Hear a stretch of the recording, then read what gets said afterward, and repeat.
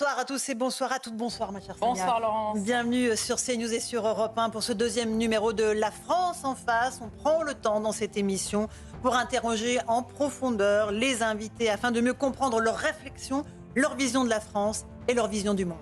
Et notre invité est un ancien ministre, écrivain. Il est notamment l'auteur de Populicide chez Fayard, déjà écoulé à plus de 135 000 exemplaires, véritable succès de librairie. Il est le fondateur de Puy du Fou. Bonsoir Philippe de Villiers.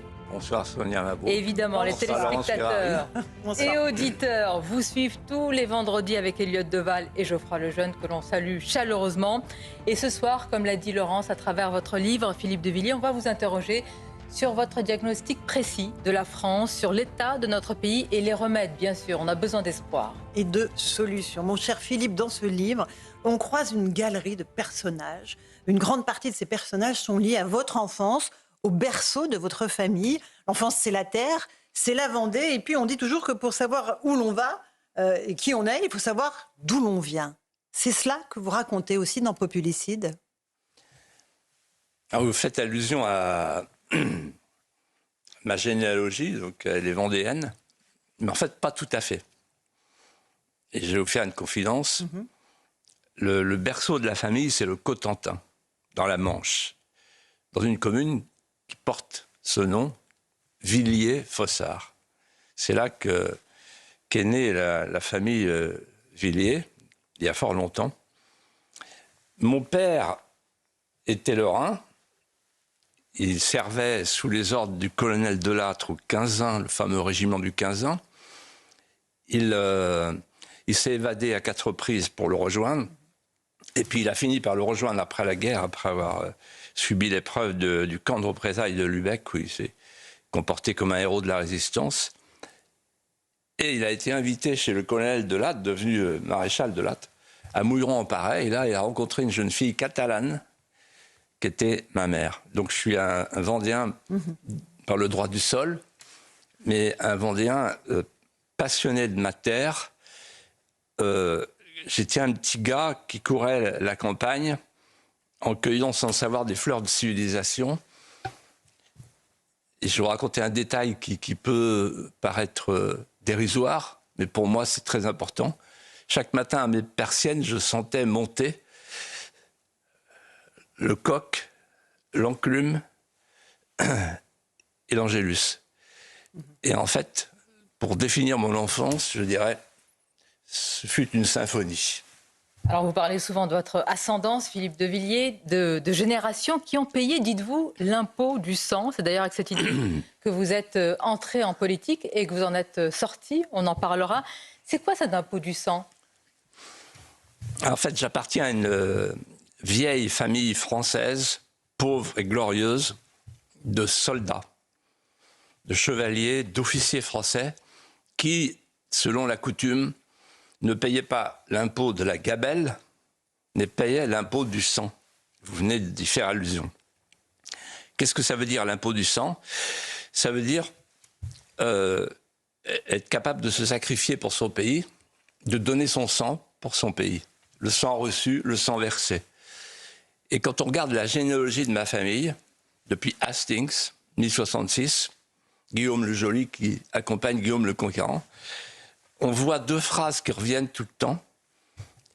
La première est entrée au service en telle année, au service de la France, au service des armes de la France.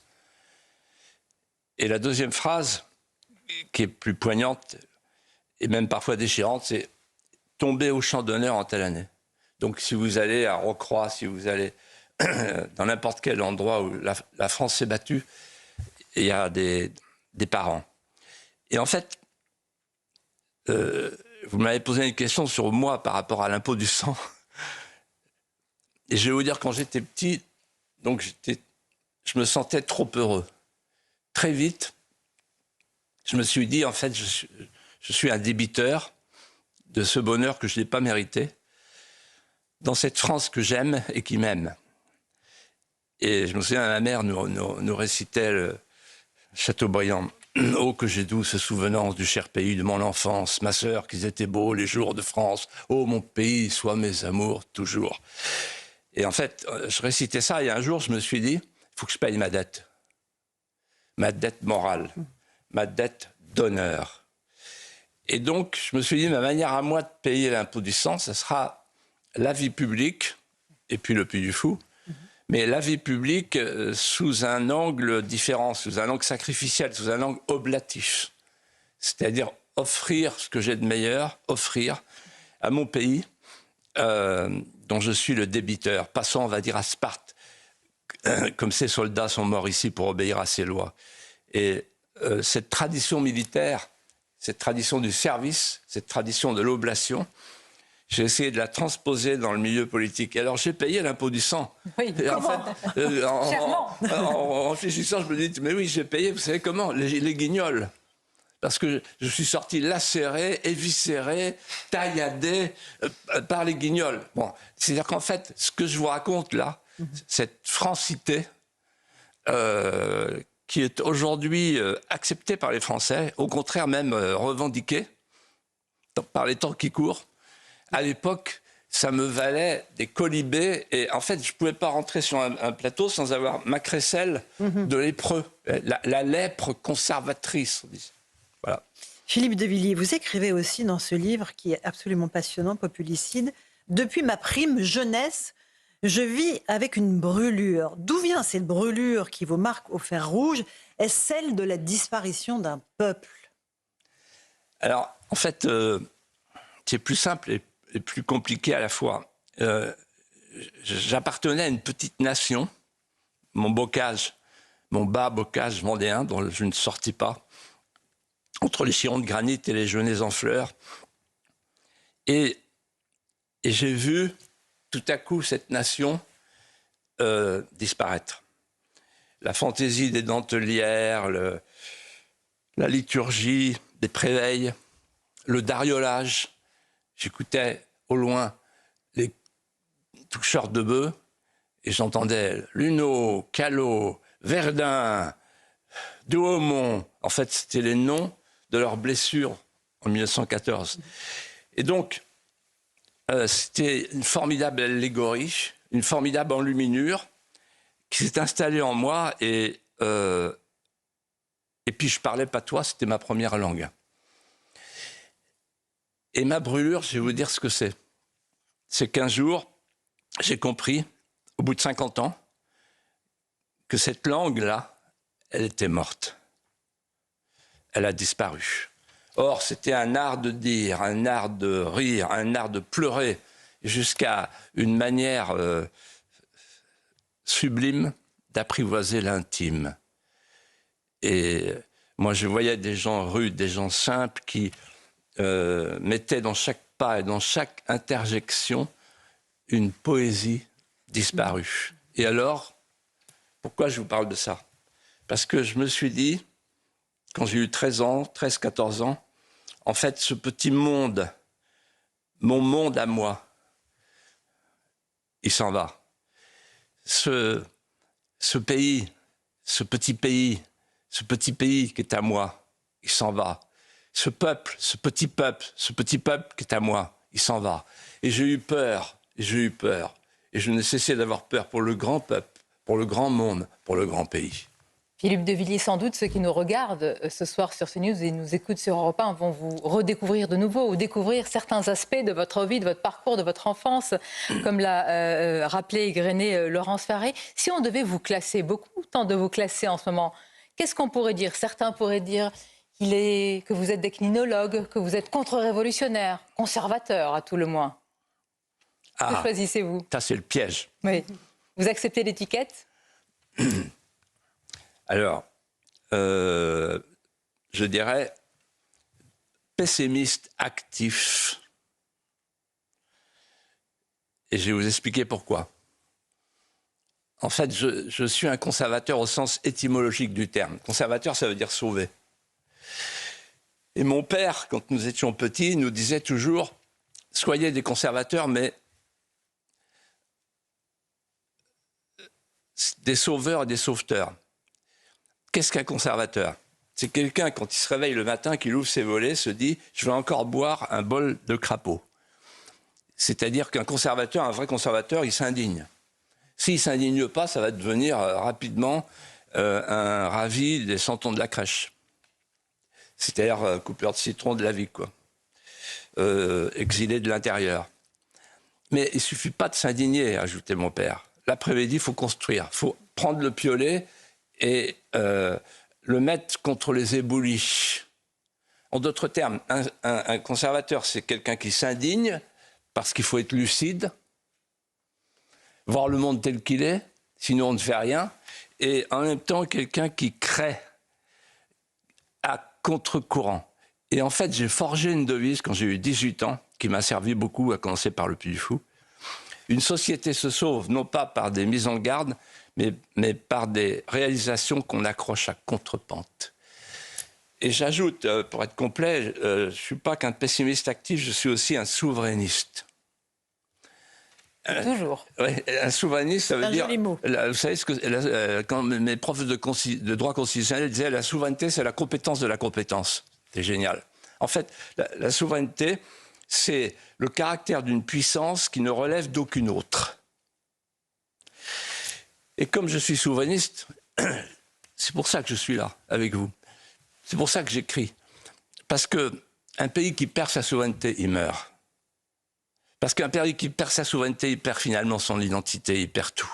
Pourquoi? Parce qu'un pays qui perd sa souveraineté, il perd le pouvoir. Et quand je vois autour de nous, y compris sur CNews, tous les jours, les gens qui disent « Ah là, encore une nouvelle norme, encore de l'argent liquide, machin, ils vont nous emmerder, etc. » Mais ils ne savent pas qu'il n'y a que 15% des lois qui sont autonomes. Le reste, ça vient de Bruxelles. Donc j'espère qu'on va en parler. Voilà, je suis souverainiste et je pense que l'avenir est au souverainisme. C'est le souverainisme ou la mort. Il est 21h12, on est en direct sur CNews et Europe 1. Notre invité exceptionnel, c'est Philippe de Villiers. Dans un instant, des téléspectateurs, des auditeurs ont des questions à vous poser sur évidemment cet item. Vous dites, Philippe, dans ce livre Populicide, ne pas avoir bridé votre plume pour écrire.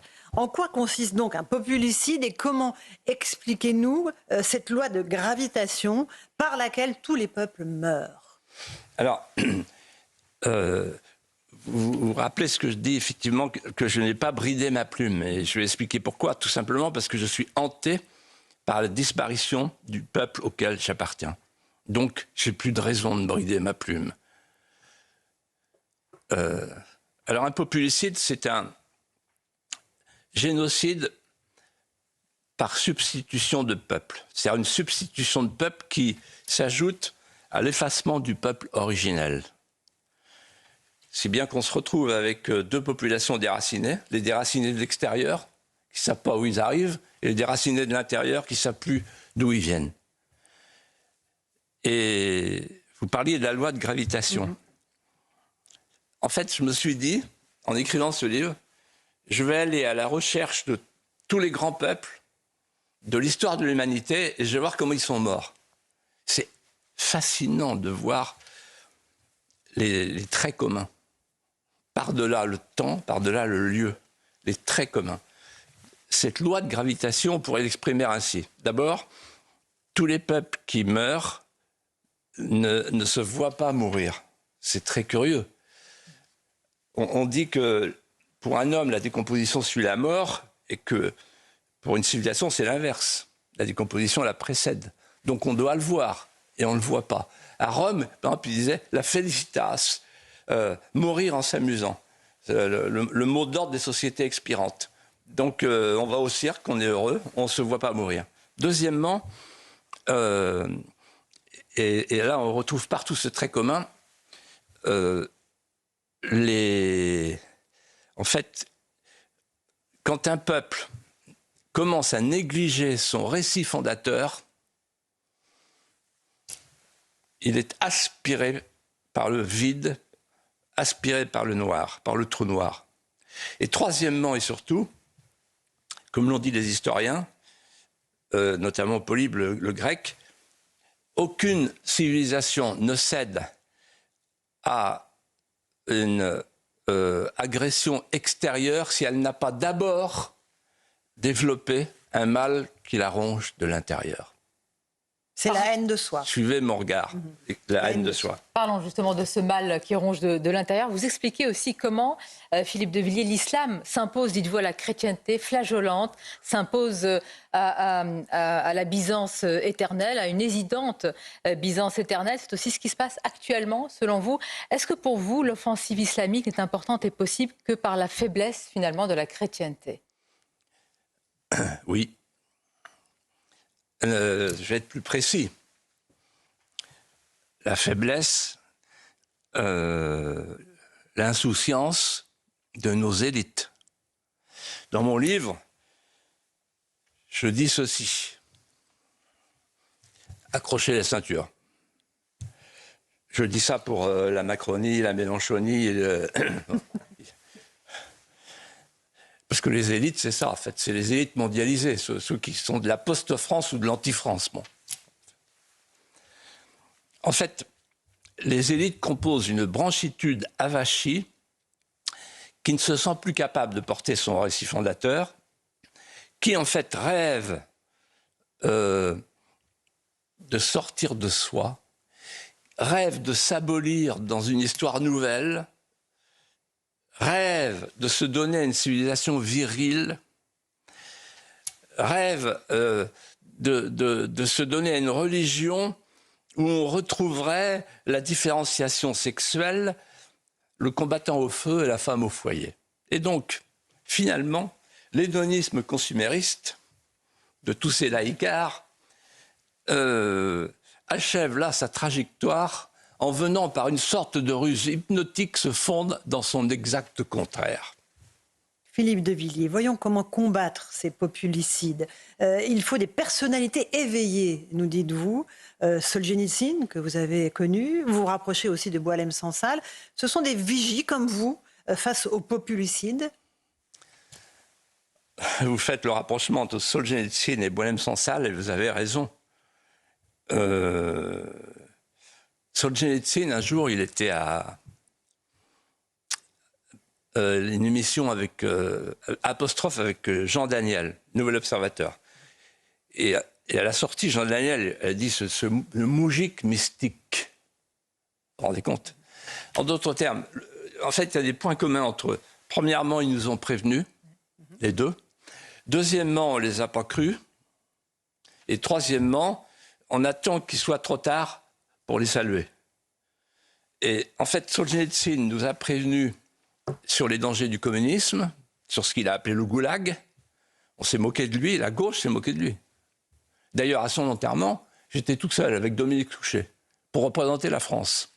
Les autres, ils étaient aux Jeux Olympiques ou à défiler dans la rue. Bernard-Henri Lévy, tous les autres, là. Il n'y avait plus personne. Bon.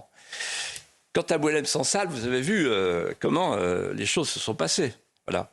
Et on s'est raté cet après-midi. Un nouveau numéro de téléphone. Il m'a rappelé, il m'a envoyé un message. Il dit on se voit vite, etc., etc. J'aime cet homme, il est extraordinaire. Et en plus, il est plein de tendresse et de douceur. Et en fait, il avait dit une chose un jour. Il m'a dit, tu sais, Philippe, tu parles du choc des civilisations, mais il n'y en aura pas parce que vous allez vous coucher. C'est une longue histoire. Et dans cette longue histoire, il y a un grand tournant, Philippe de Villiers, une véritable bascule avec Maastricht. Alors, je vous ai entendu dire à de très nombreuses reprises que le mur de Maastricht allait tomber, que l'Union européenne, c'est une création américaine. Ça fait vraiment polémique, en tout cas, ça fait beaucoup réagir. Est-ce que ça veut dire vraiment, est-ce que vous pouvez nous expliquer ce soir que c'est une idée qui est née dans le bureau ovale? Autrement dit, l'Europe n'a pas écouté de Gaulle? Oui. Alors, l'idée européenne est née dans le bureau ovale et elle y est morte. Ah oui. Elle y est morte là, cet été. Quand il y avait les rands-douanions, là, vous savez, ils étaient tous là avec Zelensky, Macron, etc. Ils disaient oui, oui à Trump. Bon. Et je reviens à la question, à votre question initiale sur le bureau ovale. En fait, ça se passe en 1943. Il y a tous les détails. J'ai écrit un livre là-dessus. Personne ne m'a contredit. 1943, le président Roosevelt accueille dans son bureau son chargé de mission et il lui donne un ordre, c'est de faire un marché européen complémentaire en fusionnant les États. Ce chargé de mission s'appelle Jean Monnet. Jean Monnet, il passe sa guerre aux États-Unis. En fait, il est banquier. Oui. L'Europe de la résistance. Et c'est tellement vrai que l'Europe va suinter, dès le début, de toute la sémantique américaine. C'est-à-dire commission, vraiment l'Amérique, haute autorité, discours sur l'état de l'Union, père fondateur, poule, charbon, acier, poule, charbon, etc. Bon. Et en fait, qu'est-ce qui se passe ? Les hommes politiques français et européens choisissent de faire, dès le départ, une Europe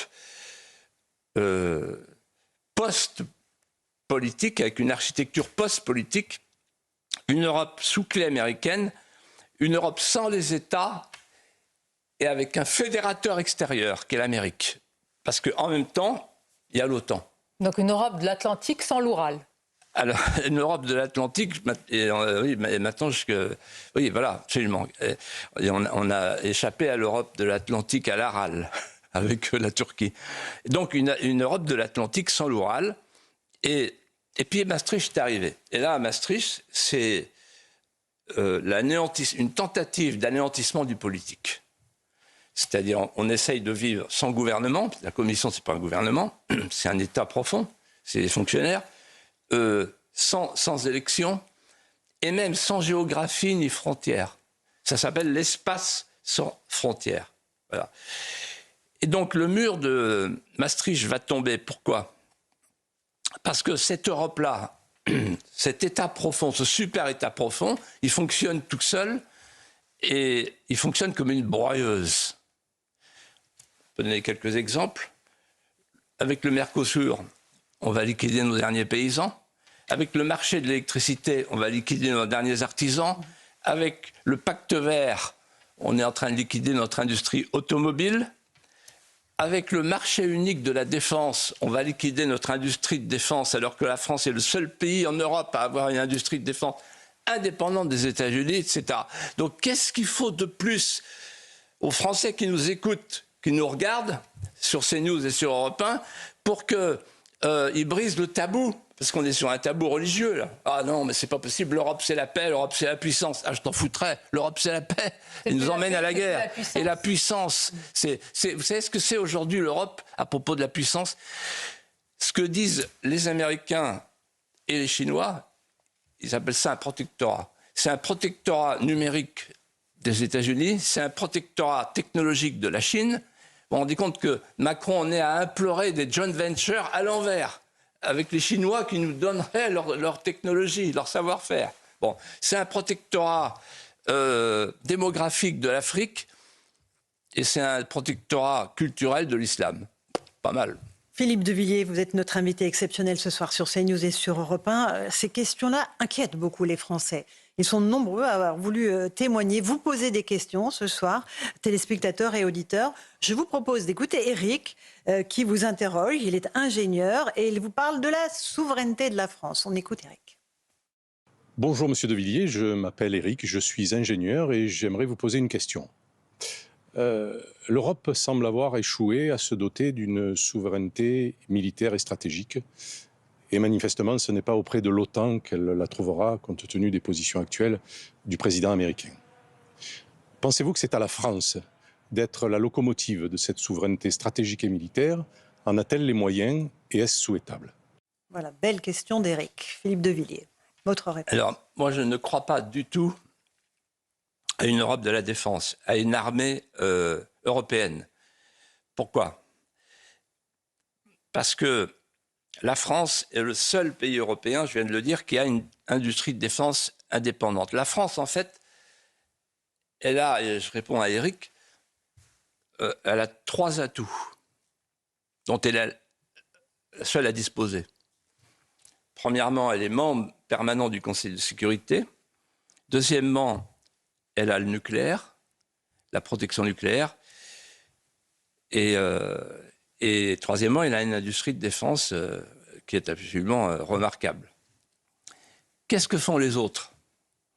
Ils achètent américains. Et qu'est-ce que fait Mme von der Leyen? Elle vient de faire voter un projet qui a été voté par presque tous les députés français au terme duquel 35% des équipements qui seront fabriqués en Europe pourront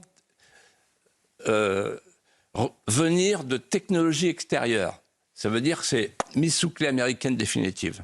En d'autres termes, on va, nous, liquider notre industrie de défense au profit d'un marché unique de la défense qui va renforcer le pôle américain de l'OTAN par rapport à des pays qui sont soumis à l'OTAN et qui n'ont pas d'industrie de défense. Et j'ajoute un point important. Le général de Gaulle, lorsqu'il a créé l'atome, pour lui, c'était clair. L'armée défend l'intérêt vital du pays. L'intérêt vital, c'est le territoire national. On ne va pas au-delà. Bien sûr, on peut être ambigu par rapport à l'ennemi potentiel, mais on est là pour défendre le pays, le territoire et la population. Faire comme Macron en ce moment, expliquer aux Français, comme le général Mandon et tout l'état-major militaire, qu'on va envoyer des Français se battre en Ukraine et qu'il faut sacrifier nos enfants dans une guerre qui n'est pas une guerre juste. La guerre juste, selon Grotius, la guerre juste, c'est la guerre c'est la guerre de légitime défense. Voilà. C'est le principe thomiste, c'est la légitime défense. Quand vous êtes en légitime défense, là, vous avez le droit de faire la guerre. Et la légitime défense, c'est quand vous êtes envahi. Là, c'est pas le cas. Mais qu'est-ce que vous répondez, Philippe de Villiers, à ceux qui vous disent que tenir ce genre de discours, c'est être capitulard, c'est être mini-quoi, c'est avoir un esprit de défaite? Alors, c'est exactement le contraire. Je vais vous dire, ceux qui nous font croire qu'on est en 38 se trompent, on est en 14, là. Et par tout un enchaînement d'alliances, on pourrait se retrouver en guerre. Je vous réponds. Deux choses. Premièrement, cette guerre n'est pas notre guerre. L'Ukraine n'est pas en Europe. Confronte l'Europe. Non, elle n'est pas en Europe. Confronte l'Europe. Alors qu'on se préoccupe des pays qui sont en Europe, pourquoi pas, mais elle n'est pas en Europe. Ensuite, c'est une guerre entre deux peuples slaves, qui est d'ailleurs très compliquée, beaucoup plus compliquée qu'on ne le dit en France. Il faudrait voir quelle est la responsabilité de l'OTAN dans tout ce qui s'est passé. Et puis deuxièmement, la Russie n'est pas notre ennemi. Elle est à 2500 km. Elle n'a pas l'intention d'envahir la France. Et donc le moins qu'on puisse faire, c'est que la France retrouve sa vocation. Sonia Laurence, sa vocation, c'est quoi sa vocation? Puissance d'équilibre et de contrepoids. C'est ça la France. Puissance d'équilibre et de contrepoids, ça veut dire qu'on s'impose pour faire la paix. Normalement, la paix devrait être signée à Paris, entre l'Ukraine et... Alors que là, on assiste impuissant au saute-mouton de Trump qui va chez Poutine et Poutine qui va chez Trump. Mais quelle humiliation pour la France, ce grand pays qui se traînent aujourd'hui. Alors, ils sont là à se réunir. Il y avait d'ailleurs dans le journal Le Parisien aujourd'hui un titre qui était magnifique. On voyait Macron avec l'anglais et l'allemand, et puis Zelensky, l'homme de bien, entouré de corrompus. Et alors, le titre, c'était Zelensky et ses gardes du corps. Vous voyez où on en est. Pour que les journalistes français du Parisien se moquent de Macron, c'est que ça va, on est rendu très loin. Mais est-ce que la France doit se réarmer aussi bien sur le plan militaire que sur le plan moral, Philippe de Villiers? Et c'est ce qui sous-tend toute votre réflexion, évidemment, dans ce livre. Alors, il y a deux questions. Premièrement, réarmement militaire, évidemment. Et d'ailleurs, il y a un chef d'état-major des armées qui, il y a 8 ans, on ne l'a pas écouté, on aurait mieux fait d'écouter il y a 8 ans, qui avait dit ça. Il a dit, si on ne se réarme pas, on tiendra 3 jours de munitions. Je me souviens de cette expression. Voilà, on aurait mieux fait d'écouter. Bon, d'ailleurs, il sort un livre en ce moment. Le général, évidemment, Pierre de Villiers, voilà. Il faut le citer, chef d'état-major, effectivement. Voilà. Et un grand officier français. Voilà. Et donc, pour le réarmement matériel, oui, bien sûr. Alors, quant au réarmement moral, vous vous rendez compte de ce qui se passe aujourd'hui en France? On nous dit, préparez-vous à vous battre pour l'Ukraine. Donc on nous invite à devenir des patriotes ukrainiens. On nous invite à défendre l'indépendance de l'Ukraine. On nous invite à défendre la frontière de l'Ukraine. On nous invite à défendre la souveraineté de l'Ukraine. Et pendant ce temps-là, on bazarde la souveraineté de la France, l'indépendance de la France, la frontière de la France. Et il n'y a aucun réarmement moral puisqu'on nous explique que la France a vocation à devenir une société multiculturelle. Le réarmement moral, Philippe de Villiers, passe par un diagnostic partagé sur la réalité, sur la situation du pays. Vous en parlez depuis des années, à travers notamment un autre livre, Les mosquées de Roissy, qui a d'ailleurs suscité, rappelons-le à nos téléspectateurs et auditeurs, un véritable tollé médiatico-politique. Un livre choc agrémenté à l'époque de révélations sur l'entrisme islamiste.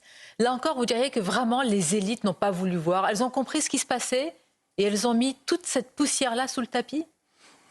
En fait, quand j'ai sorti mon livre, le ministre de l'Intérieur allait au Bourget devant 100 000 personnes. À l'époque, qui était 2005, oui. À Pâques. Et la presse m'est tombée dessus en disant « Oh là là, le mot « islamisation ». C'est la première fois qu'il était utilisé. Et j'expliquais, avec des documents qui m'avaient été donnés par les services secrets,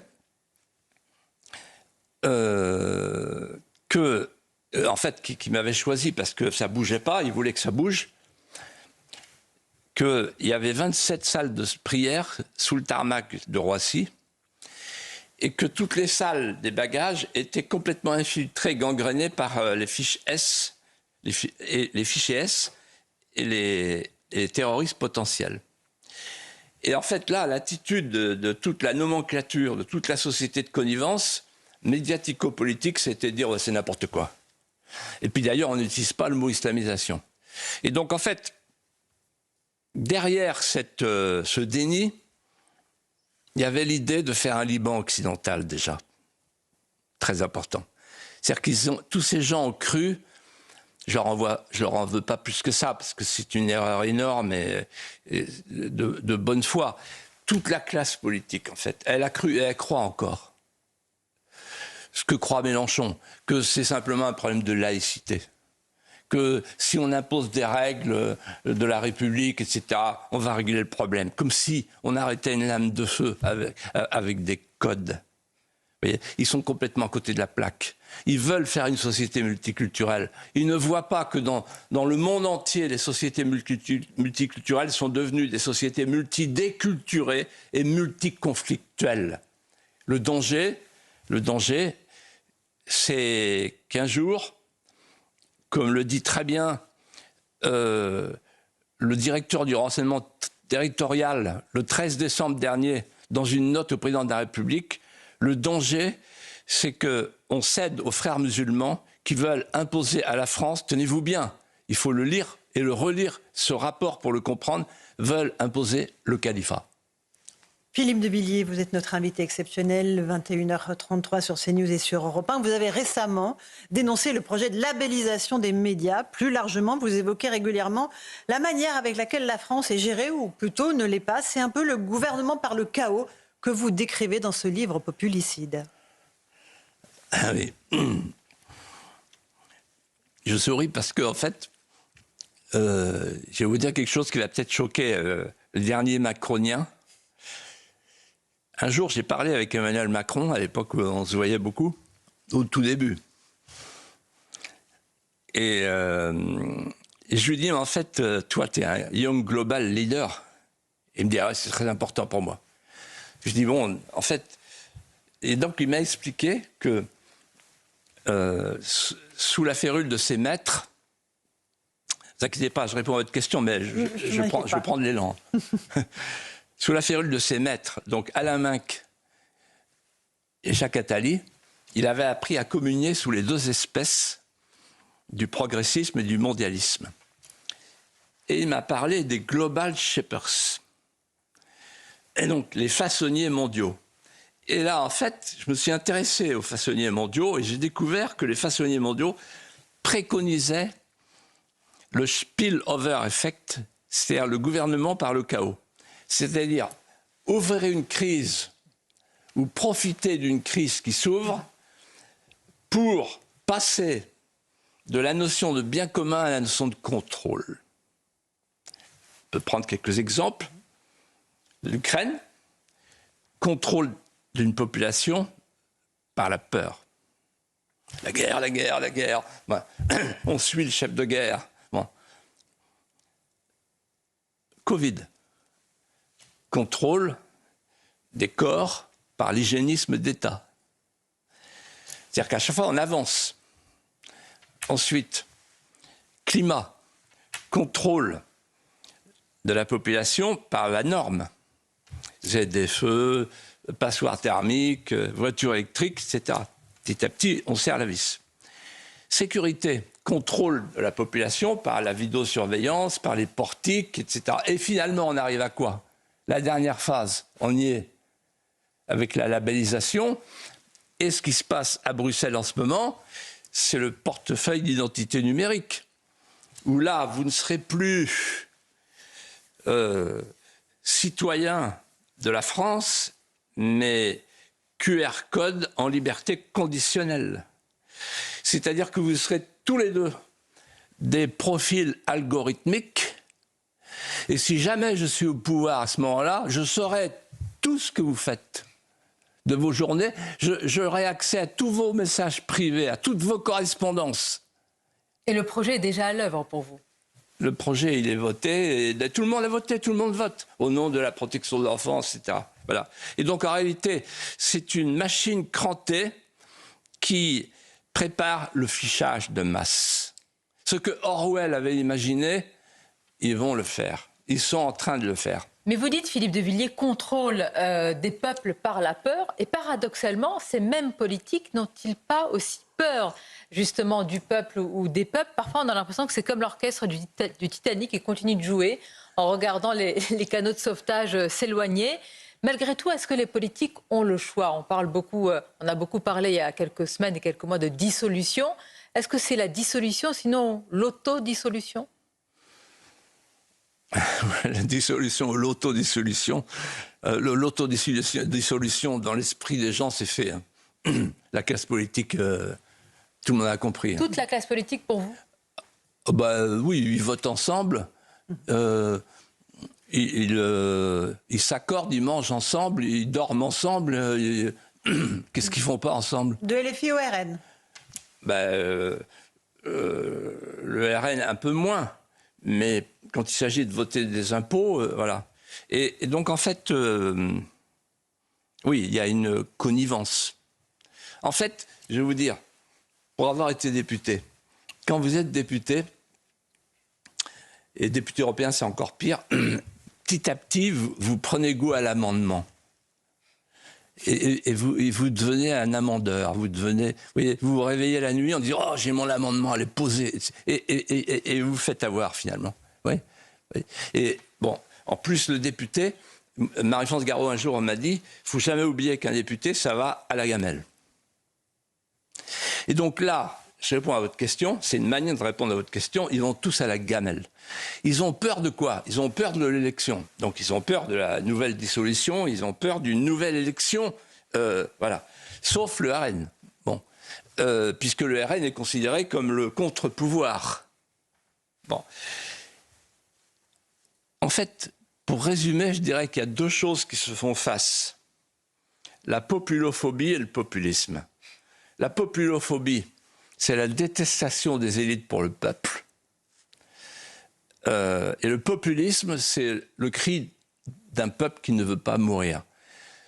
Un peuple qui ne veut pas mourir, ça veut dire trois choses. Ça veut dire qu'il se sent dépossédé de son outil de travail à cause de la mondialisation sauvage.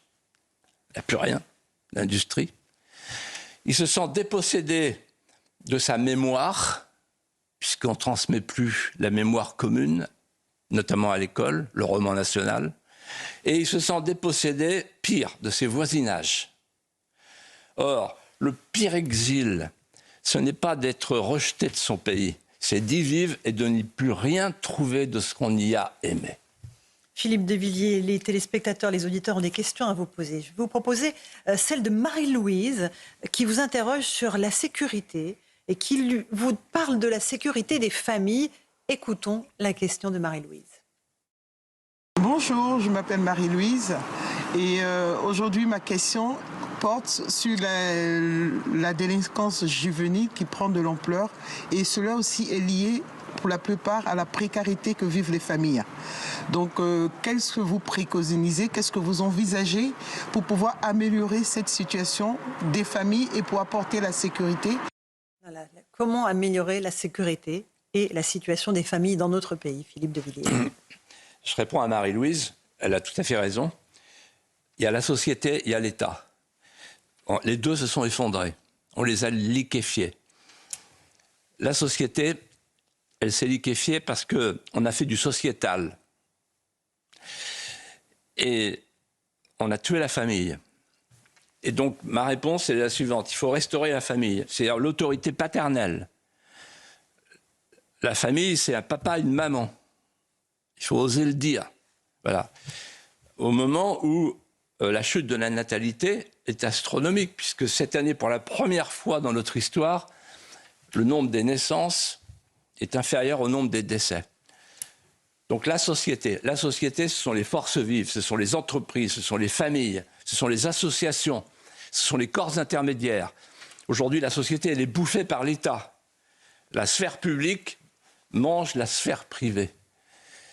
Or, c'est la sphère privée qui finance la sphère publique. Et deuxièmement, l'État régalien. L'État régalien. L'État a été inventé pour faire un contrat avec Marie-Louise. Je te protège et tu me confies ta protection. Et tu payes des impôts pour ça.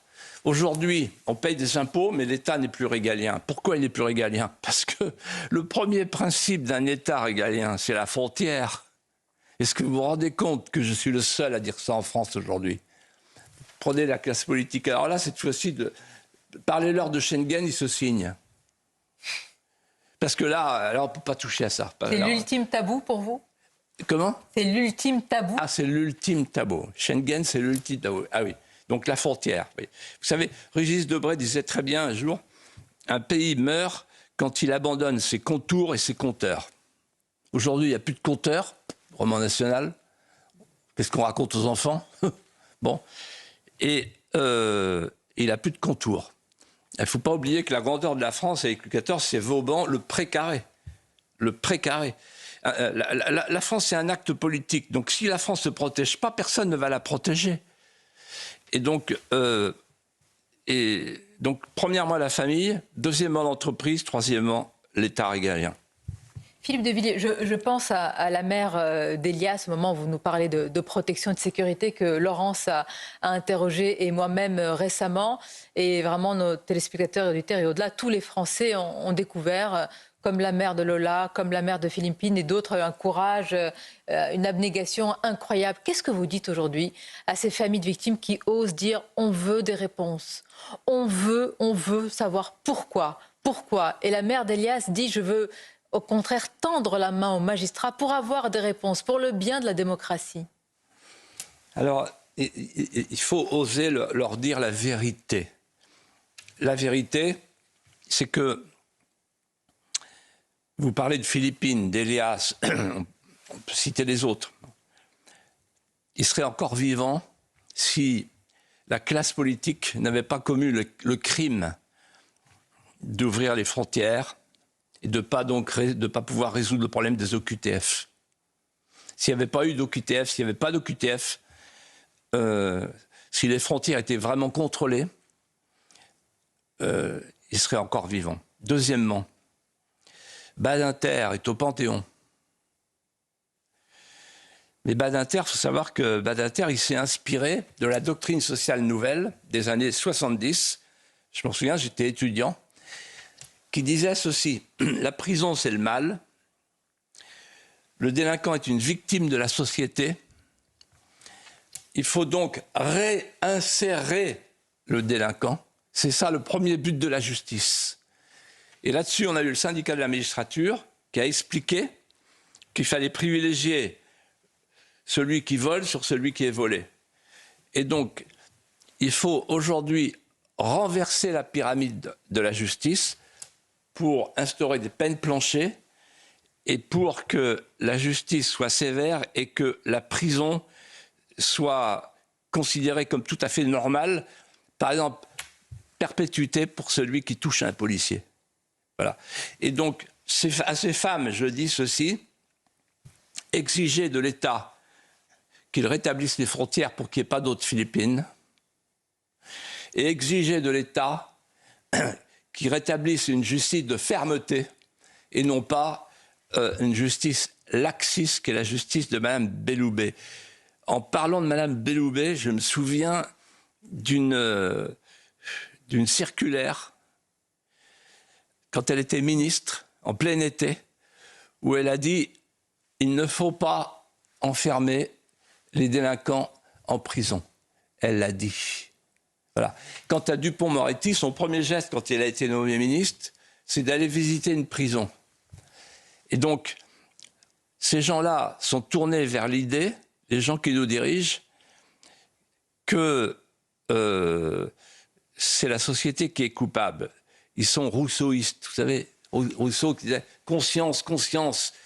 Instinct divin, immortel, céleste voix, juge infaillible d'un être intelligent mais borné. Conscience, conscience. Oui. Mais si on fait, si on procède, si on se livre à cette démagogie qui consiste à dire ah oui mais il n'a pas eu de chance dans la vie, etc. On ne rétablit pas l'ordre. Il n'y a pas d'ordre sans la justice, il n'y a pas de justice sans l'ordre. Philippe de Villiers, ça rentre vraiment en résonance avec ce que nous disent les téléspectateurs et les auditeurs qui nous écoutent. Écoutons Philippe. Lui, il vous questionne sur un point très précis, l'éventualité d'une guerre civile. Bonjour monsieur Philippe de Villiers. Philippe, artiste-auteur, 52 ans. Je voulais juste savoir si vous pensez qu'une guerre civile est possible en France actuellement. Est-ce qu'une guerre civile est possible ou pas? Oui. Je vais vous expliquer pourquoi. Et pourquoi on peut l'éviter. Et pourquoi il faut l'éviter. Oui. Alors, elle est possible parce qu'aujourd'hui, on a... la terre de France, ce qui caractérise la terre de France, c'est un mal-être qui traverse toute la société. À Paris, on ne le voit pas, mais en province, on le voit très bien. Qui traverse toute la société, celle des héritiers, celle des arrivants. C'est-à-dire qu'en fait, vous avez deux peuples côte à côte qui partagent une souffrance intime. Quelle est cette souffrance intime? Le peuple neuf, lui, sait parfaitement d'où il arrive, mais il ne sait rien de l'endroit où il arrive. Et le peuple sédentaire, immémorial, aujourd'hui éberlué, exténué, ne sait plus où il habite et ne sait plus d'où il vient. Si bien qu'en réalité, on a une société de déracinés de l'extérieur, de déracinés de l'intérieur. On a en fait, pour résumer, le migrant devant l'homme global. Et j'arrive au problème de la guerre civile, c'est qu'il n'y a plus de sol moral commun. Et quand il n'y a plus de sol moral commun, c'est qu'on ne se parle plus. Et comment se parler? Voilà la question. Il n'y a qu'une solution. C'est de dire aux uns et aux autres, voilà, vous êtes en France. Nous sommes en France. Et donc, ceux qui sont des Français tout neufs, on vous invite à devenir des Français de désir. Et à ceux qui sont des Français de souche, on vous invite à donner envie qu'on vous ressemble. Parce que si on veut, pour résoudre ce problème de l'absence du sol moral commun, s'appuyer uniquement sur l'hédonisme consumériste, sur les valeurs de la République, sur la laïcité, etc., la nation va se dessécher sur pied. Il n'y a qu'une solution, c'est de dire à ceux qui nous détestent, vous repartez chez vous, et à ceux qui ne nous détestent pas, mais qui ne nous connaissent pas, mais qui voudraient nous connaître pour pouvoir nous ressembler, regardez notre trésor. Il faut pouvoir inviter les Français de désir à avoir envie de nous ressembler, non pas dans l'hédonisme consumériste, mais dans l'exaltation commune de notre patrimoine vital. Et face à ce projet de sol moral commun, Philippe de Villiers, il y a un autre projet. Et vous en parlez dans votre livre Populicide.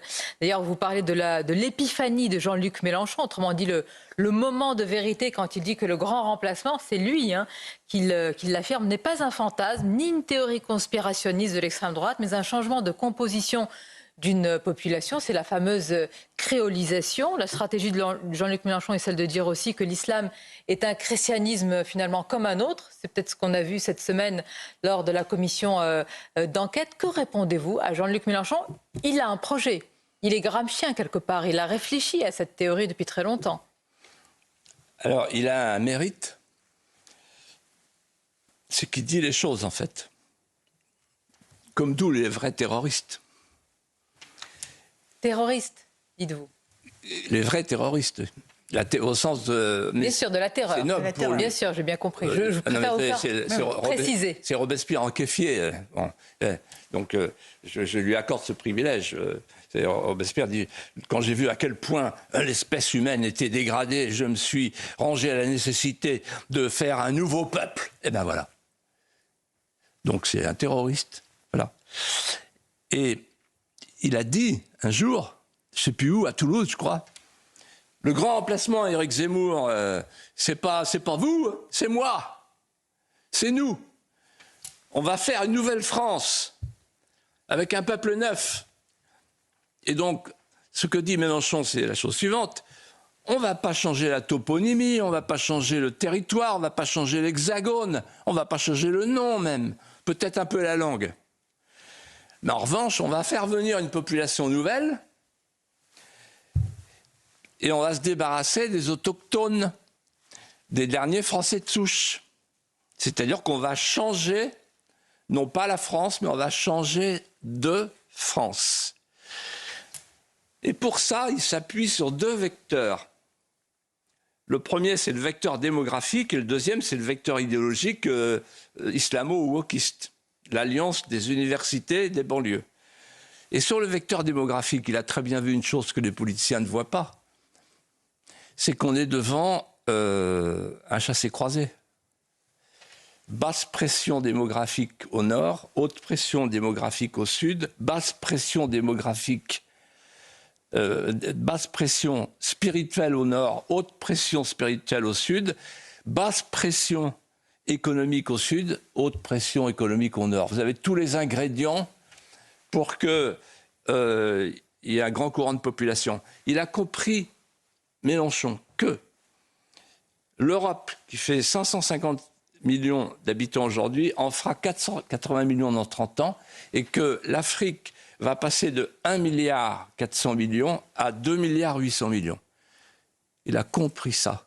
Et donc, en comprenant ça, il se dit, c'est du gâteau. Il suffit d'attendre. La patience est de notre côté, parce qu'il a compris que la démocratie, c'était le nombre. Philippe de Villiers, vous êtes notre invité exceptionnel sur CNews et Europe 1. Sur quoi va se jouer, selon vous, la prochaine élection présidentielle, si tant est qu'elle ait lieu en 2027 ? Quelle est la question centrale ? La question de civilisation, c'est là-dessus que nous aurons à nous prononcer ? Alors, la tentation de tous les politiciens, c'est évidemment d'empêcher la question centrale d'arriver au centre. Alors, il y a des questions, il y a des questions immenses. La question budgétaire, la question des services publics, la question de l'école, etc. Mais en fait, elles sont toutes conditionnées par une question, la question centrale, c'est la question de la migration de masse. C'est-à-dire que si on continue au rythme de 500 000 entrées par an qu'on ne peut pas gérer, on a non seulement des problèmes d'insécurité, mais des problèmes insurmontables pour l'ensemble de la dépense publique et pour la vie en société. C'est-à-dire qu'à ce moment-là, la France va disparaître. Elle sera autre chose. Et c'est une question maintenant le sablier coule. Et moi, je pense que la question centrale, c'est l'immigration. Mais pour résoudre cette question centrale, il faut passer par une autre question préalable. Je vous explique. Pour résoudre la question de l'immigration, il faut fermer les frontières. C'est pas nous, c'est Bruxelles. Pour résoudre le problème de l'immigration, il faut que le droit français soit supérieur au droit européen. C'est pas le cas. Ça dépend de Bruxelles. Pour résoudre ce problème, il faut qu'on sorte de la Cour européenne des droits de l'homme. Etc. etc. En d'autres termes, il faut dire à Mme von der Leyen, et qui osera le faire, Madame, je reprends mes billes, je reprends les manettes, je rapatrie le pouvoir chez moi. Et si vous n'êtes pas contente, c'est pareil. Et donc, pour résoudre mon problème de l'immigration, je reprends les manettes. Alors, qui osera le faire, justement, Philippe de Villiers? Quel président faudrait-il à la France après un président jeune? Faut-il en finir avec le jeunisme, comme le disent certains? Si vous deviez nous faire le portrait robot du président idéal, celui qui répondrait finalement à tout ce que vous venez de citer, d'égrener avec nous ce soir, à quoi ressemblerait-il ou à quoi elle pourrait ressembler? Vous me permettez de reprendre le début de votre question sur le jeunisme. Ce que je voudrais vous dire ceci, dans l'histoire de France, c'est pas la question. D'ailleurs, j'avais fait un papier un jour que vous m'aviez demandé. Oui.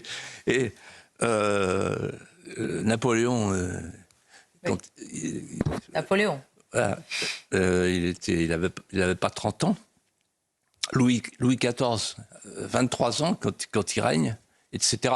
Donc en fait, la question de l'âge, non, c'est pas la question. La question, c'est la lucidité et le courage. La lucidité, c'est voir la réalité. Et le courage, c'est accepter de s'immoler, accepter l'offrande de soi. Il faut avoir un côté sacrificiel, donc, alors. Absolument. Et donc, en fait, vous m'invitez à faire un portrait robot, donc je vais vous le faire, à grands traits. Je pense que le prochain président, si on veut sauver la France, doit être un marin de gros temps. Là, c'est l'homme qui a sa rue au sable qui parle, le Vendée Globe. Oui. Donc, j'ai une déformation. Oui. Moi, le marin d'eau douce, maintenant, j'ai appris la grandeur de la mer, les 40e rugissants, les 50e hurlants, etc. Et donc, c'est l'image qui me vient. Un marin de gros temps, qu'est-ce que ça veut dire? Ça veut dire que ce n'est pas un caboteur. Le cabotage, ça consiste à prolonger les problèmes qu'on se sent incapable de résoudre. La haute mer, ça veut dire qu'on accepte les murs d'eau et les tempêtes. Pourquoi je dis ça? Parce qu'il va falloir affronter 3 féodalités et accepter le ban d'infamie pour le futur président. Les trois États confédérés, on pourrait dire. Première féodalité, c'est l'État profond de Bruxelles. Il faut l'affronter. Vous vous rendez compte que la différence entre ce qu'on touche, la différence et ce qu'on paye, c'est 15 milliards. Donc déjà, on coupe plus vivre, etc. L'État profond, il faut l'affronter en disant maintenant je n'oublie plus. Voilà, je suis souverain. Voilà. Depuis 1500 ans. Voilà. Et c'est pas vous qui allez changer ça.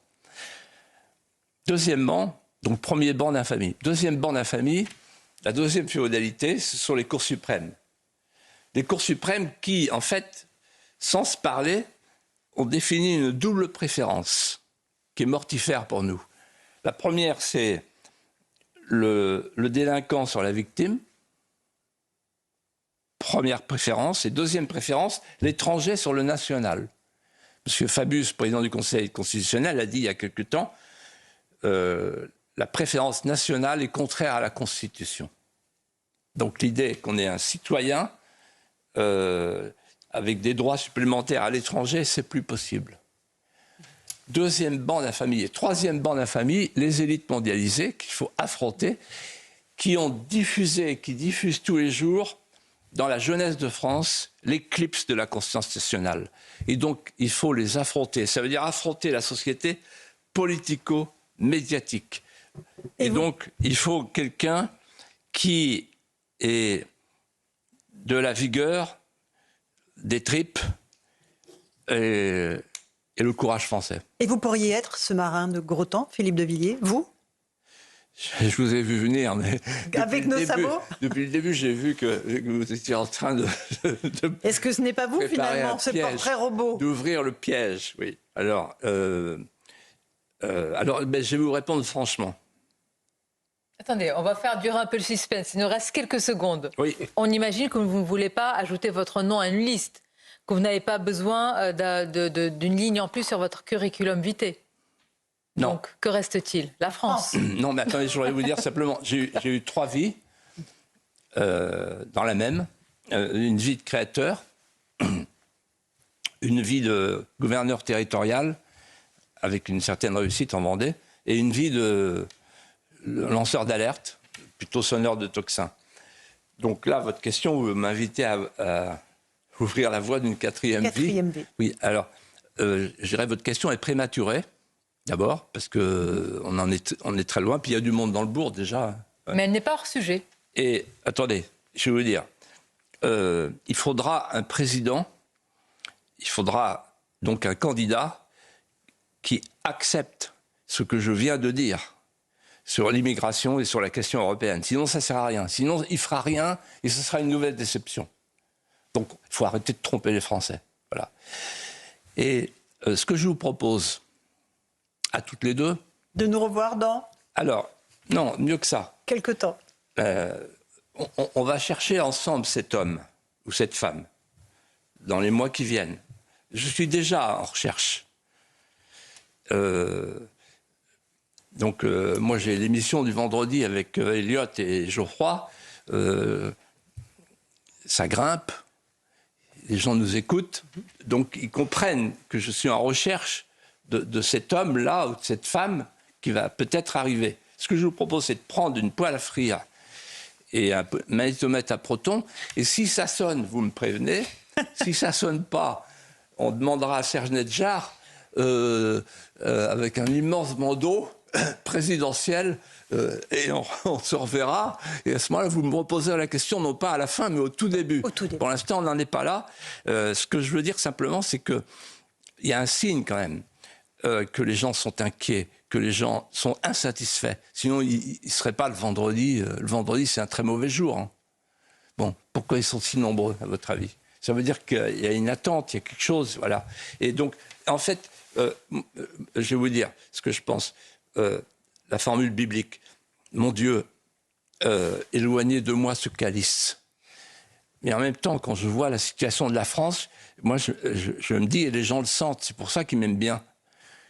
C'est totalement gratuit ce que je fais. C'est-à-dire que c'est vraiment le dernier cri d'un Français qui ne veut pas partir sans avoir redonné l'espoir à une petite minorité agissante, c'est-à-dire une relève de conscience dressée. On a compris que ce sera une candidature sacrificielle. Ah, je n'ai pas du tout dit ça. Non, je dis que c'était prêt. Ah, voilà comment vous êtes. Les journalistes. Non, je n'ai pas du tout dit ça.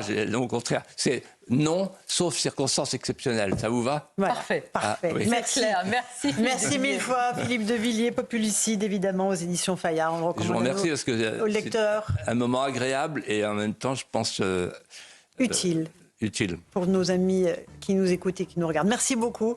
C'était un plaisir de vous accueillir ce soir, Philippe de Villiers. Dans un instant, c'est Maël Hassani sur Europe 1 et Gauthier Lebret sur CNews. Bonne soirée à vous et à demain.